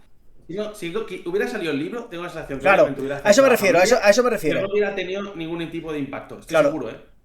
Claro, yo no sé el calado moral de esta persona. Yo no sé si él se está aprovechando de una oportunidad que ha tenido y de una persona que está presa y que quiere volver a hacer daño a su exmujer. O sea, yo no sé si... Esto no lo sé, porque no he podido leer el libro. Y yo no soy el editor de Anagrama. Anagrama es una editorial que se le presupone progresista, además, o sea, no son sospechosos de... O sea, esto no lo está publicando... Que tiene el Luis G. Martín, que yo me lo leí, es el de Soy yo normal. Filias y parafilias sexuales, donde habla sobre diferentes prácticas sexuales como el bondage, el spanking y el sexo kinky. Y tú pensaste que esto te podía... pensaste que esto te podía ayudar a ubicarte. Claro, yo digo, esto me lo voy a leer porque quiero saber más sobre estas prácticas. O sea, que es un Carrer y Poulenbec en potencia mezclado, ¿no? ¿Sabes qué? Yo creo que no tenemos escritores... No se quedan nada. Escritores como que hagan una literatura un poco... Pero, por ejemplo, antes hablabas de Vilamatas. Vilamatas es uno. Pero Vilamatas ya no tiene esa relevancia. O quizá, escuchad, no existe, no lo hemos conocido porque no hay esa divulgación o difusión de ese tipo de autores. Y quizá algunos de estos oyentes dice, sí que existe y está cagándose en nosotros. En plan, sí que está este autor. Es que, no sé, yo creo que nosotros estamos bastante metidos. O sea, no... Ya, pero igual es un autor que sale de editoriales muy pequeñas porque las propias editoriales de este país no están dispuestas a hacerlo o no le ven el interés por lo que sea, ¿sabes? Yo creo que es un tema general de aceptación social de la exposición y un poco como que en general no estamos acostumbrados a esta divulgación de nuestro arte. Quizá en algunas cosas en el cine está cambiando mucho. Pero por ejemplo, el otro día cuando hablamos de Sirat, no sé si lo dije en el programa o lo vi luego, no, lo vi en un hilo de Twitter porque hubo una polémica con la película por tratar el tema del Sáhara y pues los personajes no dicen la realidad que está sucediendo allí, ¿vale? Por no entrar en temas. El caso es que, la gente discutía sobre la recaudación de la película en España y la película ha recaudado mucho más en Francia que en España. La película de España que va a los Oscar ha recaudado más en Francia que en España, ¿no? Entonces quizás es que tenemos una tradición cultural distinta. Bueno, lo de la palabra españolada... Exacto. Sí, no se oye tanto, pero esto es una españolada. El cine español, guerra civil, solamente se habla de la guerra civil. Eso es. Y hay muchas más cosas, pero hay un cierto desdén hacia los productos culturales. Incluso con los clásicos literarios españoles de los últimos 2 siglos, parece que están en un escalón menor respecto a los extranjeros siempre, ¿no? O sea... Y tenemos grandes escritores del siglo pasado. Claro, y todo el mundo lee a los extranjeros. Y obviamente tienen un bagaje, algunos tienen un contexto franquista en la vida y puede ser que tengan muchos escritores grandes del siglo XX son conservadores. Y yo obviamente no estoy de acuerdo con sus ideas, pero como literarios y como autores son muy buenos. Y el problema es que se quedan en esa transición, que hay una especie de también de barrida absoluta de todo. Pero también supongo el contexto. Pero eso es una cosa nuestra española, creo. O sea, yo creo que contexto nuestro. Sí. Porque luego, bueno, en el episodio del Nobel hemos hablado de mucha gente muy controvertida. Entonces, bueno, no sé. En fin, que es una pena. Porque me da envidia, porque el panorama literario francés es muy bueno. La verdad. Sí, de hecho, yo compro más autores franceses que españoles.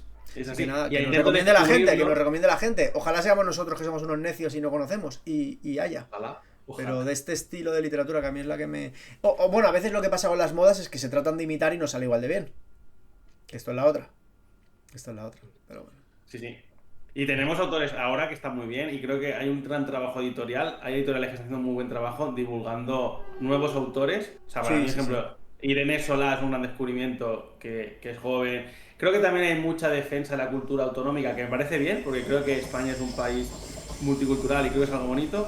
Hablo de España como algo nacional político, que está ahí, y luego como las diferentes como culturas autonómicas que creo que son diferenciales y bonitas y funcionan. Yo por ejemplo, también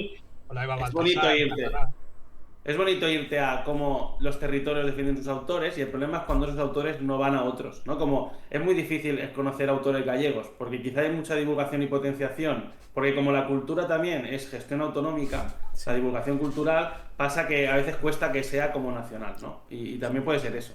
Como... Por ejemplo, Tony Sala, habéis leído los dos los chicos, ¿no? Sí, yo un montón. No, yo no me lo leí. ¿Y has leído algo de él? El de que su... hay Persecución. un tipo que... sí, ese me lo empecé y no me lo acabé. Me da es buenísimo. Bueno, da igual. Vale, pues yo lo que quería decir es, ¿tanta diferencia hay entre Los chicos o Persecución y lo que escribe Houellebecq? No tanta. O sea, para mí Tony Sala es un autor extraordinario que podría traspasar, ¿sabes lo que quiero decir? Y no hay esa... No sé, no tenemos esa figura de estrella literaria que escribe literatura. Hay libros que son súper imaginativos. A mí, por ejemplo, me encantó uno de un autor que yo no conocía, que era el de Junil a les Terres dels Bàrbars, de Josep Lluís. Yo no sé quién cojones es ese pavo, pero digo, qué cosa más bonita de libro sobre la búsqueda del escritor...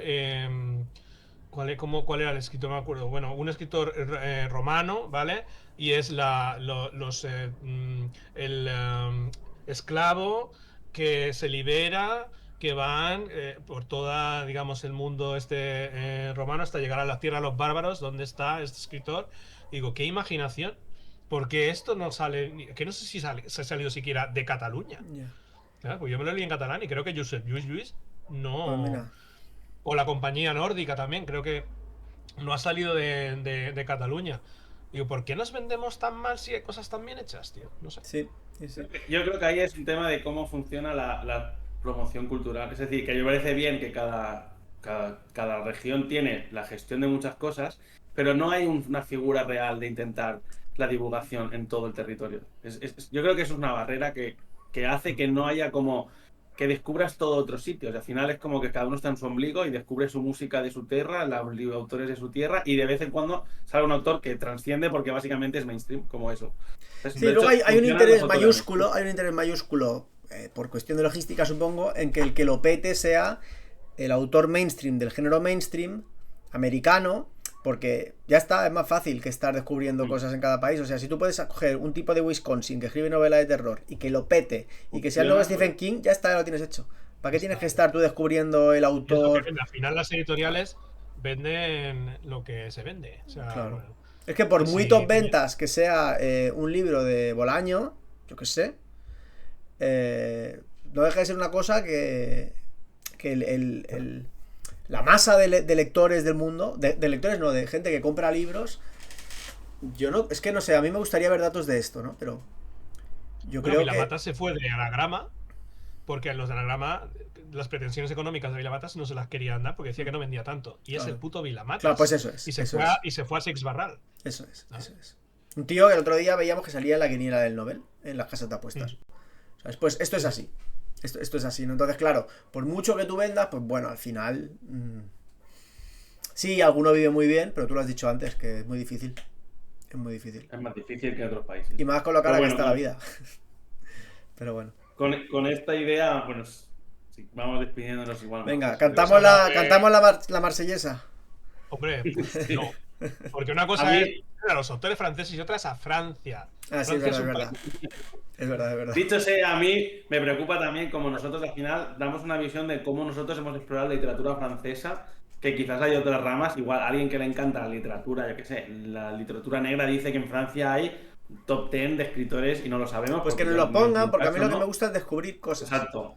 O sea que al final estamos haciendo una visión muy concreta de cómo nosotros vemos la literatura francesa desde este mundo de la provocación, la salud mental y la autoficción, porque quizás es la rama que hemos explorado y quizás hay cientos de ramas que están ahí, que nos gustaría que nos escribierais, nos dijerais, o autores que os gustan, y seguro que los leemos y quizás en un futuro da pie a más vídeos y más podcasts sobre franceses y francesas. Sí. Claro. Pues bueno, con esto hagamos el episodio. No, porque primero vamos a haceros unas recomendaciones, ¿o no?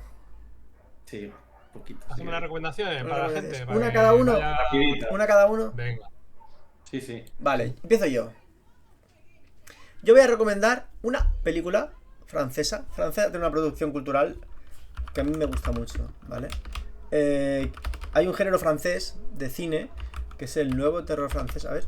French horror. El extreme French, no sé cómo se llama. El nuevo extremismo francés. Tiene un nombre francés que suena muy bien y que hubiera quedado muy bien si yo ahora me hubiera acordado, ¿vale? Pero bueno, hay una línea de cine de terror francés muy transgresora, ¿vale? El nuevo extremismo francés. Y hay una película, a mí, que me ha removido la tripa y me ha hecho sentir mal como ninguna. O sea, top 5 pelis. No diría de terror porque no es exactamente terror, aunque da bastante mal rollo. Pero oscura, muy oscura, que se llama Martyrs. ¿La conocéis? No. No, bien. Pues si lo hubierais visto, no lo olvidaríais. Martyrs es una película que es de la que es mejor no saber nada, pero si a alguien le gusta el cine de terror, es una película francesa, bastante desconocida en el público general, muy dura, llena de giros y que el final deja muy impactado. Se la recomiendo a todo el mundo. Eso sí, yo conozco gente que la ha visto y que no por gore, o sea, no va por ahí la historia, pero es que no quiero decir nada porque cualquier cosa la estropea. Martyrs del 2008, 1 hora y media y os cambia la tarde. Vale, de acuerdo. ¿Sigo yo? Sí. Vale, yo fui a ver la película del cautivo. La recomiendo. La película del cautivo es una película sobre los años que se tiró Cervantes cautivo en Argel, ¿era? Ahora no me acuerdo. ¿Vale? Cautivo, digamos, pues que tenían que pagar un rescate porque él era uno de los principales, era un español que era alguien importante, si no hubiera sido vendido como esclavo. Junto con otras personas, ¿vale? Y estuvo durante, creo que fueron 5 años, cautivo en Argel, por eso se llama cautivo. Y la película es una versión libre de los 5 años que se tiró allí, ¿vale? ¿Por qué? No es una película que digamos, o sea, es una buena película, pero no es lo que pasó, ¿vale? La película hace una visión que habla de los problemas del presente. O sea, digamos, resulta que si hacemos caso a la película, Gustavo lo iba a hacer. ¿Cómo se llama, coño? Cervantes. ¿Qué era Cervantes? Dilo. Miguel de Cervantes representa que era homosexual, ¿vale? No queda claramente explícito en la película si era o no homosexual, pero que se vale de la condición homosexual de Amenábar, el director. del visir, no, del bueno. que hace de califa, no se me acuerdo cómo se llama él. El que lleva el sitio este de Argel, ¿vale? Donde están cautivos, ¿vale? Él empieza contando cuentos en el patio donde están los reclusos y le cae en gracia a este califa, ¿vale? Y no sé si es califa, me estoy equivocando, pero bueno, digamos el mandamás de allí, ¿vale? Y entonces dice, vale, cuéntame un cuento. Y así te voy perdonando, te voy a dar una serie de mejoras, como por ejemplo salir de vez en cuando para que veas la ciudad, ¿vale? Ahí lo que vemos es la primera mentira, por así decirlo, que lo que es un guiño a las 1001 noches, que es la Sherezade cuenta un cuento al califa, ¿no? Cada noche, y para que así la mantenga con vida. Bien, de acuerdo. Luego ya llega un momento en que, digamos que tiene una relación hasta que, bueno, la película sigue, ¿no? Y eso, por ejemplo, hay eruditos en la obra de Cervantes como el profesor este que da sus clases online, ¿cómo se llamaba? Jesús G. Maestro.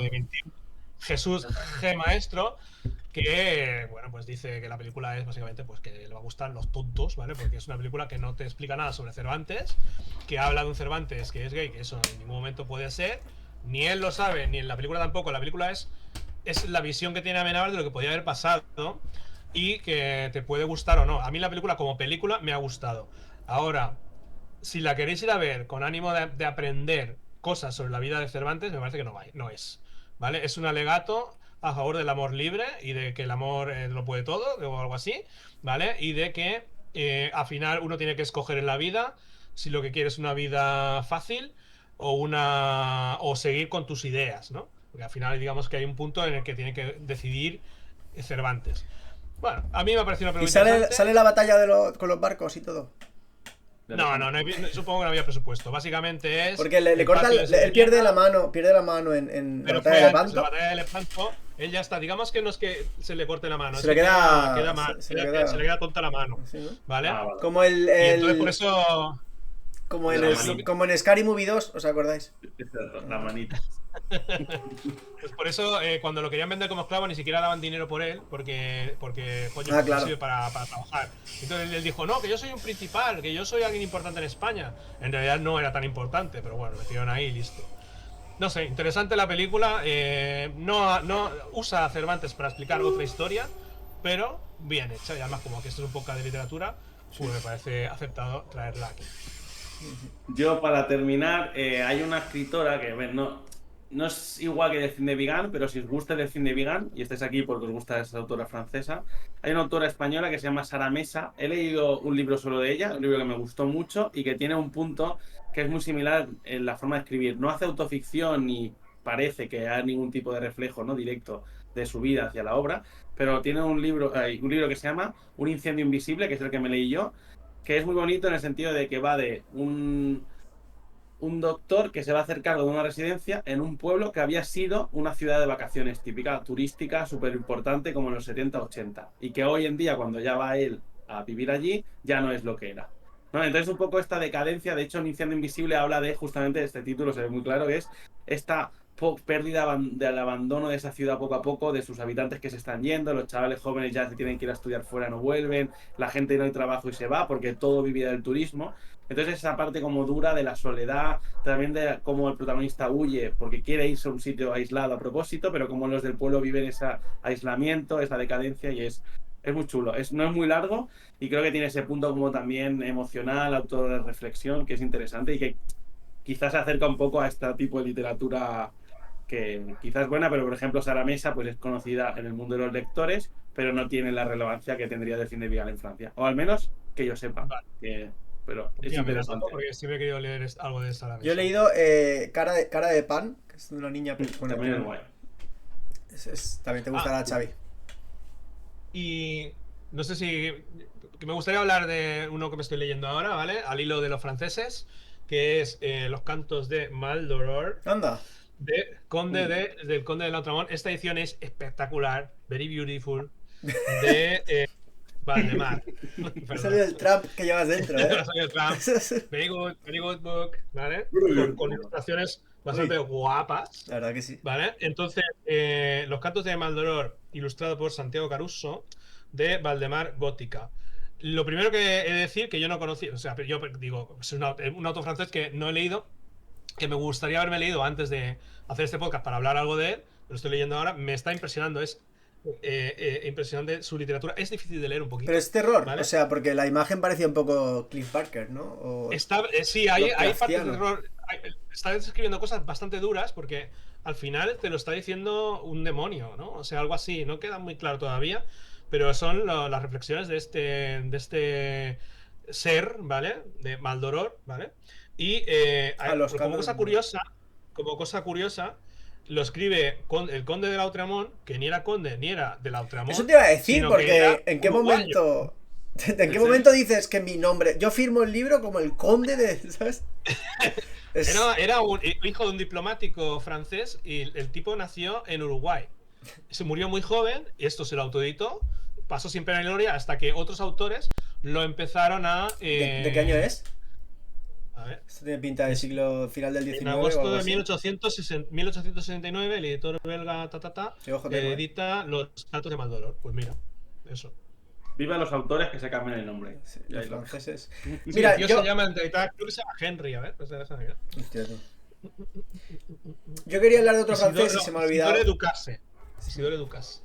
Yo quería hablar de otro francés y se me ha olvidado, pero me voy a guardar para el próximo día. Así tengo cosas que decir. Pero llevamos 1 hora y media exactas. Yo creo que ya la gente está hasta las narices. Sí, demasiada literatura, mucho texto. Ya se ha aguantado hasta aquí. Te queremos. Claro. Iros a ver una película, poneos en Descubrir Netflix. los autores franceses que no hayamos dicho. También. Bueno, chicos, venga, hay que acabar. Hay que acabar, que queremos ir a cenar todos. Muchas gracias por escucharnos. Nos vemos en el próximo episodio. Hasta luego.